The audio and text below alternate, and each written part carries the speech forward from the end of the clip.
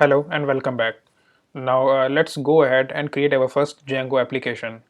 Now before we go ahead and install Django and Django REST framework, we need to create a first virtual environment. So just navigate into the project folder and Vagrant SSH into the Vagrant server. So what I did is I just renamed our project from my dummy Vagrant to Django project. So to create our first virtual environment, we'll be using Python venv command to create it. So just type python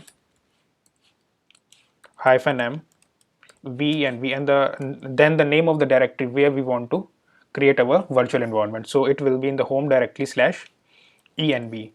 The reason why we are creating it in the home directory is we don't want this env to be in synchronized with our local projects. So whenever in future we want to destroy it and create it from scratch, we can do it without our local projects to be disturbed. So just hit enter. So it will create our first virtual environment. Now the way by which we work with the virtual environment is we need to activate and deactivate them. So to activate the virtual environment, just type the command that is source, then the path to the bin folder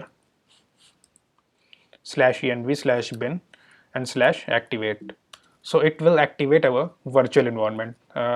You can see that env is added as a prefix in the terminal. So this indicates that our virtual environment is activated.